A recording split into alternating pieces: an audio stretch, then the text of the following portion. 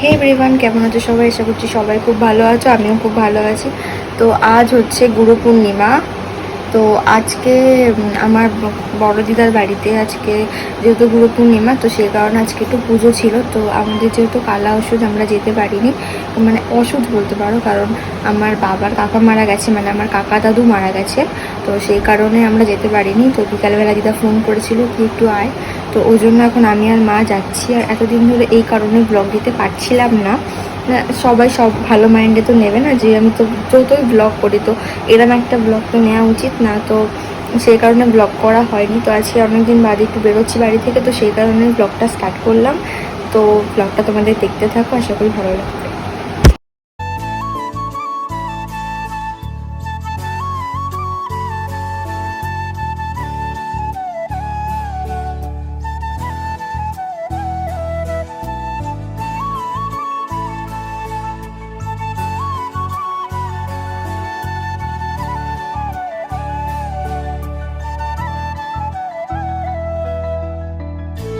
তো দেখো, হেঁটে হেঁটে পৌঁছে গেছিলাম দিদার বাড়িতে।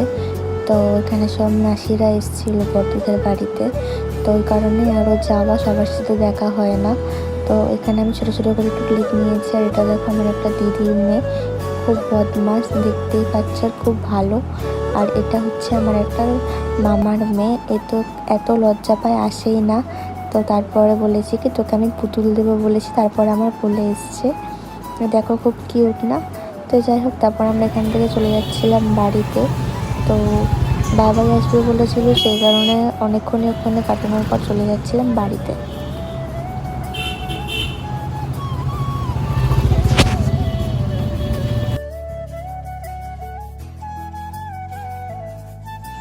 গাইস, তোমরা যেমনটা দেখলে যে আমি দিদাবাড়ি থেকে আসার পরে বাবাই এসেছিলো। তো ও এসেছিলো, আমাদের বলেছিলাম, মানে বলিনি তোমাদেরকে। তো গাড়িটা দেওয়া হয়েছিল সার্ভিসিংয়ে, তো সার্ভিসিং করিয়েও দিতে এসেছিলো গাড়িটা। তো ওই গাড়িটাকেই আনতে গেছিলাম। তো তারপরে গেছিলাম হচ্ছে গাড়ি স্টিকার করাতে, কিন্তু গাড়ি স্টিকারের দোকানটা ছিল বন্ধ। তারপরে গেছিলাম পাম্পে, তোমাদের সবটাই শেয়ার করেছি। তো এখন চলে এসেছি বাড়িতে। আর তোমাদেরকে বলেছিলাম যে আমি কেন ব্লগ দিতে পারছি না সেটা তোমাদেরকে শেয়ার করব। তো আমার কাকা দাদু মারা গেছে, তো সেই কারণে ব্লগ দিতে পারছি না। তো আর কাল হচ্ছে আমার বার্থডে, মানে খুব মিস করবো এই দিনটা আমি। তো এখন তো কিছু করতেই পারবো না, কালকে হচ্ছে ঘাট কাজ। তো ওই জন্য মানে একটুখানি মনটা খারাপ আছে। যাই হোক, কী করা যাবে, আর প্রত্যেক বছর তো সেটা হবে না না। যাই হোক, হয়েছে, কিছু করার নেই, মেনে নিতে হবে সেটাকে। আর এবার থেকে আমি ডেলি ব্লগ দেওয়ার চেষ্টা করব। আর আশা করি তোমাদের ভালো লাগবে। আর তোমাদের যেমন যেমন ভিডিও চাই আমাকে বলবে, আমি যদি দেওয়ার চেষ্টা করব। অবশ্যই আমার চ্যানেলে নতুন হয়ে থাকলে তুমি কিন্তু চ্যানেলটিকে সাবস্ক্রাইব করে দিয়ে আমার পাশে থেকো, একটু সাপোর্ট করো। ব্যাস, আর কিছু চাই না, তোমার থেকে একটু ভালোবাসা চাই, সাপোর্ট চাই, এইটুকুই।